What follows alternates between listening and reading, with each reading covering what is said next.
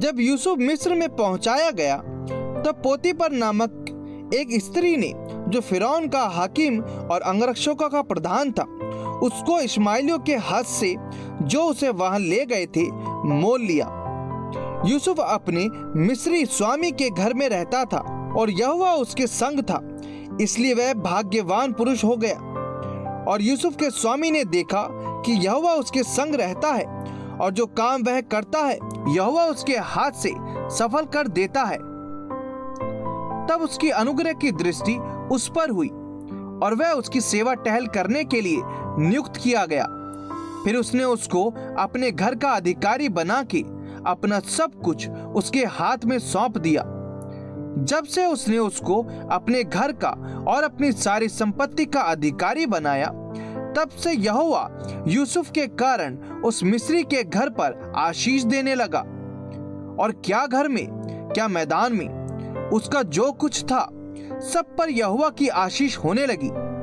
इसलिए उसने अपना सब कुछ यूसुफ के हाथ में यहाँ तक छोड़ दिया कि अपने खाने की रोटी को छोड़ वह अपनी संपत्ति का हाल कुछ न जानता था। यूसुफ सुंदर और रूपवान था। इन बातों के पश्चात ऐसा हुआ कि उसके स्वामी की पत्नी ने यूसुफ की ओर आंख लगाई और कहा, मेरे साथ सो। पर उसने अस्वीकार करते हुए अपने स्वामी की पत्नी से कहा, सुन, जो कुछ इस घर में है मेरे हाथ में है, उसे मेरा स्वामी कुछ नहीं जानता और उसने अपना सब कुछ मेरे हाथ में सौंप दिया है। इस घर में मुझसे बड़ा कोई नहीं और उसने तुझे छोड़ जो उसकी पत्नी है मुझसे कुछ नहीं रख छोड़ा। इसलिए भला मैं ऐसी बड़ी दुष्टता करके परमेश्वर का अपराधी क्यों बनूं? और ऐसा हुआ कि वह प्रतिदिन यूसुफ से बातें करती रही, पर उसने उसकी ना मानी कि उसके पास लेटे या उसके संग रहे। एक दिन क्या हुआ कि यूसुफ अपना कामकाज करने के लिए घर में गया और घर के सेवकों में से कोई भी घर के अंदर ना था। तब उस स्त्री ने उसका वस्त्र पकड़कर कहा, मेरे साथ सो। पर वह अपना वस्त्र उसके हाथ में छोड़कर भागा और बाहर निकल गया। यह देखकर कि वह अपना वस्त्र मेरे हाथ में छोड़कर बाहर भाग गया, उस स्त्री ने अपने घर के सेवकों को बुलाकर कहा, देखो, वह एक इब्री मनुष्य को हमारा तिरस्कार करने के लिए हमारे पास ले आया है। वह तो मेरे साथ सोने के मतलब से मेरे पास अंदर आया था और मैं ऊंचे स्वर से चिल्ला उठी और मेरी बड़ी चिल्लाहट सुनकर वह अपना वस्त्र मेरे पास छोड़कर भागा और बाहर निकल गया। और वह उसका वस्त्र उसके स्वामी के घर आने तक अपने पास रखे रही।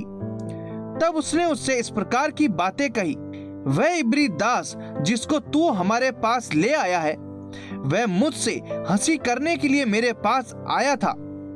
और जब मैं ऊंचे स्वर से चिल्ला उठी तब वह अपना वस्त्र मेरे पास छोड़कर बाहर भाग गया।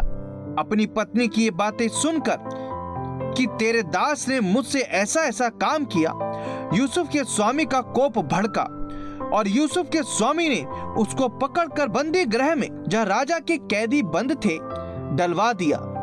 अतः वह उस बंदी गृह में रहा। पर यहोवा यूसुफ के संग संग रहा और उस पर करुणा की और बंदी गृह के दारोगा के अनुग्रह की दृष्टि उस पर हुई। इसलिए बंदी गृह के दारोगा ने उन सब बंदियों को जो कारागार में थे यूसुफ के हाथ में सौंप दिया और जो जो काम वह वहां करते थे वह उसी की आज्ञा से होता था। यूसुफ के वश में जो कुछ था उसमें से बंदी गृह के दारोगा को कोई भी वस्तु देखनी ना पड़ती थी, क्योंकि यहोवा यूसुफ के साथ था और जो कुछ वह करता था यहोवा उसको उसमें सफलता देता था।